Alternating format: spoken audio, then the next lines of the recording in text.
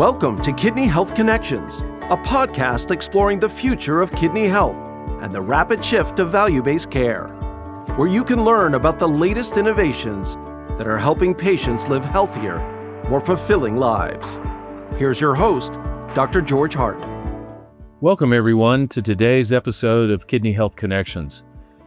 Despite recent advances which extend the hope to slow CKD progression, many Americans currently living with kidney disease will one day reach the point that their kidney function has declined to the point of organ failure. Patients choosing the kidney transplant option frequently find access to a transplant limited, either because they don't have a living donor or because deceased donor lists are too long, years too long. The traditional donor pools just can't keep up with the need. But fortunately, innovative transplant pioneers are making progress on a third transplant option, xenotransplantation, or transplant of an organ from another species into a human. Here with us today, we have Dr. J. Fishman, Director of the Transplant, Infectious Diseases, and Compromised Hosts Program at Mass General, also the Associate Director of the Mass General Transplant Center and Professor of Medicine at Harvard Medical School. Dr. Fishman is a leading researcher on infectious diseases related to transplantation and specifically xenotransplantation. Dr. Fishman, welcome to the program today and thanks for joining us. Thanks for having me. So you and I share something in common, which is kind of a clinical career devoted to transplant medicine. I was a practicing nephrologist for all of that time and now the Chief Medical Officer here at Interwell. While, obviously you've still been focused on research and being a scientist and working with infectious diseases and ways to make transplants safer for patients. I'd love to hear a little bit more about your specific areas of research and how your career has unfolded. Well, thank you. I've been at Mass General since medical school, and one of the exciting areas that was still fairly new at that time was the whole concept of infectious disease, let alone in transplantation. But the care of immunocompromised hosts who have many more infections or are susceptible to many more infections than normal individuals was exciting to me. And so early on in my career, I started being interested in transplant infectious disease and started the first fellowship in the world, actually, in that field, and described a timeline which becomes relevant in a second, but a timeline for likely infections after organ transplantation. I also was trained in molecular biology and genetics, both at Mass General and at Harvard Medical School, and started studying both organisms and viruses affecting immunocompromised hosts. And I became interested in xenotransplantation because the idea of putting pig organs into people, while attractive, seemed to me threatening in terms of the microbiologic issues. And so I just tried to unravel some of that, and I've been doing that for about 30 years. But it is this interface between basic research and clinical care that I find most interesting and provides the most opportunities both for teaching and for advancing clinical care. So getting right into things, in the United States, and I mentioned it in my intro, there are almost 90,000 people now waiting for a kidney transplant. Staggering numbers, and we don't seem to be making a huge dent in that gap, despite a lot of efforts on the living donor and the cadaveric donor side. How critical is it to improve options for patients who with ESKD as it relates to getting access to a transplant? We've got to get more people into and through transplantation because it was shown a very long time ago that transplantation, kidney transplantation, was a much better option in terms of survival and quality of life than is hemodialysis or peritoneal dialysis for that matter. And it only takes a short period of time before the curves cross and shows you that, in fact, transplant outcomes are much better than dialysis outcomes. And that's not even to talk about the accelerated progression of disease because of other comorbid conditions like diabetes and hypertension, diet and poor nutrition. Those kinds of things all play a role in our patient populations. Yeah, absolutely. You and I have seen a lot of change in transplant medicine over the past 30 some odd years. Um, I've spent a career trying to advocate for improved access. I, like you, had many conversations with patients about the risk of immunosuppression. And the truth is, things have come a long way since you and I first started. Maybe you can walk this audience through what are some of the milestones and the things that have gotten better that really put us in a position now that we can even consider doing a transplant from one species into another? Well, first of all, transplantation was still in its infancy. The first transplants were done in the 1950s. And so it's not a very old specialty. And so there was an educational piece that was missing. And so we weren't getting good referrals for transplant. And many nephrologists were leaving their patients on dialysis in preference to referring them for transplant. But when I was young, we really didn't have very good immunosuppressive medicines to prevent graft rejection, kidney graft rejection after transplantation. So immunologically, we weren't very sophisticated. And as we have gotten more drugs that are useful in terms of immune suppression and learned to manage some of those side effects, of course, but as we've had more drugs, the outcomes have been better. Techniques have also improved. And also in terms of preserving kidneys. So we've done a variety of things that have moved the needle in terms of outcomes from transplant. The biggest, of course, I think, being the immunosuppressive regimen and the options we now have in terms of drugs when people either have rejection or can't tolerate one or another drug. So that's been a big advance. I think education of the public in general, the acceptance of transplantation as a therapeutic option has also been very important. And so that has put us in the precipice of where everybody now says, gee, I'd love to get a kidney because my kidneys are failing and we just don't have enough. We should have enough, but we don't have enough. And donation isn't perfect and it varies a lot between organ procurement organizations and regions and the like. But in general, we just don't have enough good kidneys to put into our patients. So your institution, Mass General, is really the first center that's really transplanted a modified and genetically engineered pig kidney into a living human recipient. It was done in 2024, I believe. And since then, several other individuals have been transplanted as well. What are we learning? And, and maybe is this going to be a viable solution for this shortage that we are identifying? Complicated question. So we were in this interesting situation where I had in my lab identified some of the potential viruses that would affect people who got transplanted with pig organs, regardless of whether it was a kidney or a liver or a lung or a heart. But we knew that the pigs carried certain organisms. We knew that there were immunologic barriers. There were sugars on the surface of pig blood vessels that provoked a very rapid rejection. Minutes, the organ would die. And so one of the critical pieces was the availability of large animal models, non-human primates, to study these immunologic responses.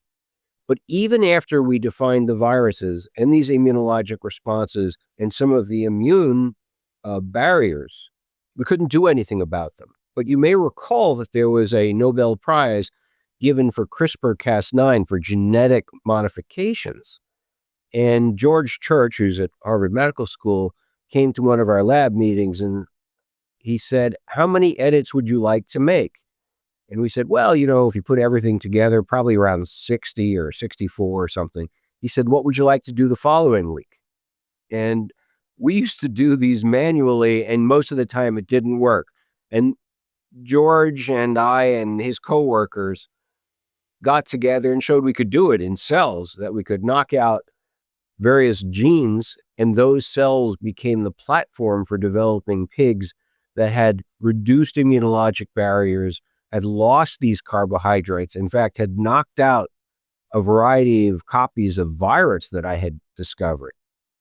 And those edits made it at least conceptually feasible to do these transplants. Because anatomically, the pigs were of a good size, they were easy to breed, and we could breed them safely because we had an idea from human transplantation what it was we didn't want in the pigs to transmit to the recipients. And so with those tools, we then said, can we make this work? And there had been a lot of work done, as I said, in non-human primates that said the immune suppression that we need to use needs to be more intensive and a little different than what we use in standard allo or human-to-human transplantation. And with that in mind, we did the first kidney transplant from a pig that was genetically engineered with 64 modifications into a human who was a wonderful man named Richard Slayman, who understood that there were some risks associated with this, but was willing to go forward because he had no more access for hemodialysis. And so this was our first individual, and we are very grateful to him and to the people who followed.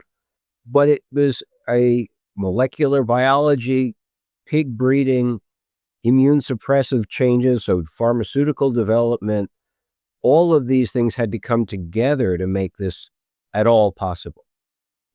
5 years, 10 years? What might be a horizon for where you might predict that we have the ability to work out, for lack of a better phrase, a lot of the bugs that we need to work out? I would say 5 to 10 years, and I'll give you the reasons why. There may be some additional genetic modifications that are necessary, and we have studies going forward under NIH-supported research to look at various genetic modifications that might improve outcomes overall in the background. We are also studying variety of types of immunosuppression that we can do it so that it'll be less toxic and the risk of infections will be also less. So we're saying 5 to 10 years. And why do I say that? Well, because the Food and Drug Administration, with whom we've worked very closely, has now approved a series of clinical trials that probably will enroll 50 to 100 patients over the next 4 or 5 years to try to do clinical xenotransplantation of kidneys and of livers as well. I think that's important because there are a lot of things we can't learn from non-human primates. Most of the infectious disease issues can't be resolved in primates. And much of the immunosuppression is different to some extent in primates than it is in humans. So we need this clinical experience. In general, candidates are very willing and they're great. These are great. We got to remember, these are people who need kidneys, and they just illustrate the fact that we just don't have enough organs to take care of our patients. We got to remember, these are our patients. So this isn't just experimentation. This is a commitment to try to make this safer and to roll this out for the greatest number of people we can. It's very exciting, though, at the same time. Can you see this getting to a point where it becomes the standard and an offering for preemptive transplants? So instead of living donor transplants from family members or other relatives, that this becomes commonplace? I would say as a preface that we haven't done as well as we could on kidney transplantation in general, on referrals and getting people through the process. We haven't in particular done well in minority communities, in educating physicians about referrals, and as I say, getting people through the evaluation process so they can get an organ. We also aren't using enough live donors, living donors, which would take care of individuals who have family members or friends that are compatible. So we have some room to move in the system as it exists now. The availability of xenotransplantation as a replacement for allotransplantation depends on how safe we can make it. And I think we can make it safe. We certainly have made a lot of progress in terms of, for example, the breeding of these swine who are not your usual swine. They are sized to the recipient. They've been screened microbiologically for over 400 organisms. We have new technologies to screen both the organ donor pig and the recipients to make sure they don't get infected. We've built in a lot of safety signals, but we're not there yet. But I think that there may be a time when this becomes a reasonable option. I don't necessarily see this as replacing standard kidney transplantation, but it would be great if we had options, particularly for those people, highly sensitized people who can't get kidneys, or people who urgently need kidneys, preemptive kidneys, because their dialysis access may have failed. But on the other hand, can we get people organs before they enter dialysis? Yeah, that may be the option of the future. The other question that comes to mind for me is the ability, and I think you hit on this a little bit, the ability to extend this offering beyond kidney transplantation, because there is, a backup offering of dialysis for many patients for many years. But if you need a liver transplant or a heart transplant, you don't have quite the same options as you do in the kidney world. Do you see this extending into these other organ systems? Yeah, we have the same shortage of organs in the other organ systems that we do in kidneys. It's not as severe because there are more people with kidney failure, and we can talk about why that is. But in fact, there have been two, they didn't survive very long, two heart transplants at the University of Maryland. But one of the concepts, for example, if people with liver failure due to accidental drug overdoses or due to other reasons, and we're seeing a lot of that, could this provide a temporizing maneuver until they can get a liver transplant? So an external liver transplant to provide the functions of blood cleansing that the liver provides at the same time. We're not there yet, but those are going to enter clinical trials as well. I think we don't know yet where this is all going to end up. I think we have competing technologies that I hope will develop. And for example, we're doing studies on islet cells for diabetics that should be able to provide artificial pancreases that are implanted, that are cellular and won't be rejected. And that would be great, because if we improve the care we give for diabetes, we'll have less kidney failure, less heart disease, etc. And those may be available off the shelf.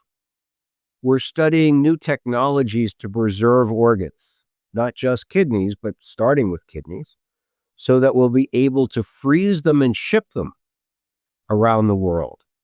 And when you thaw them, they seem to work quite well. So can we do that? And will that improve our attempt at achieving equity for people who perhaps don't live in areas where they have enough kidneys? And you might be able to get a kidney off the shelf, either a human one or a pig one. So there are new technologies that are converging, but they're all doing that because we know we don't have enough organs.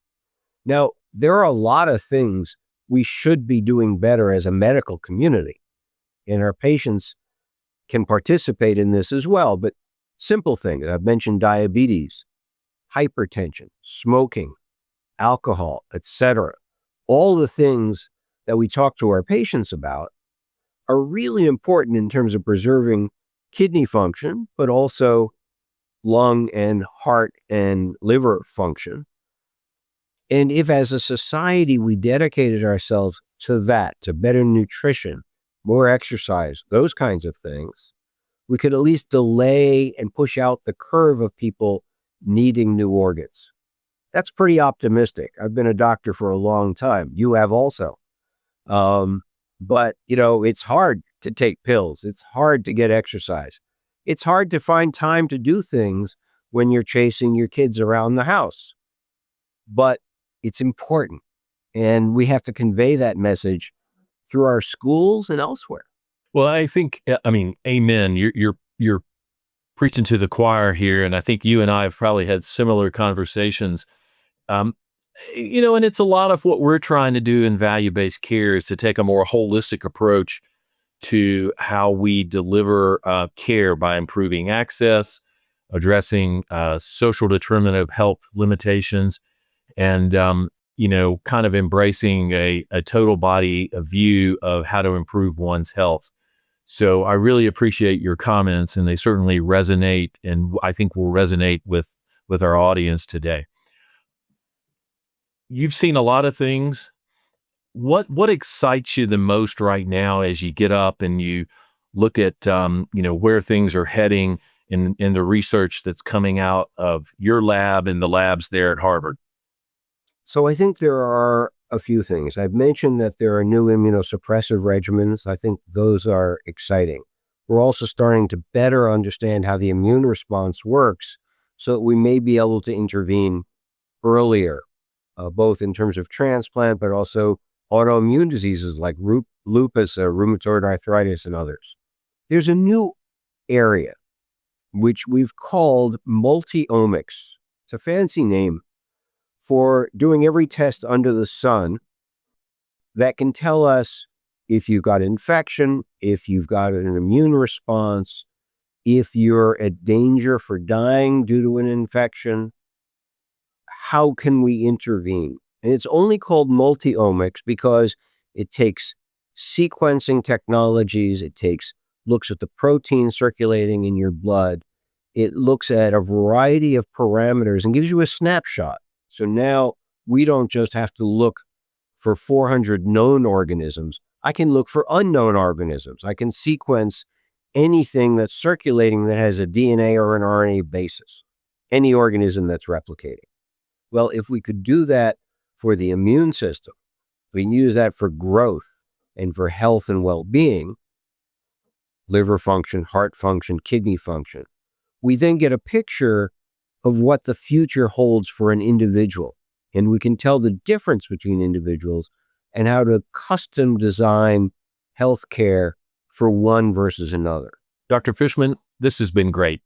It's really fascinating to hear the work you do and all that you get to be a part of. I've enjoyed it, and I'm sure our listeners have as well. This is a fascinating space to watch, and we look forward to seeing how it evolves. For our audience, please join us for more conversations on the future of kidney care by subscribing to Kidney Health Connections or visiting our website at interwellhealth.com.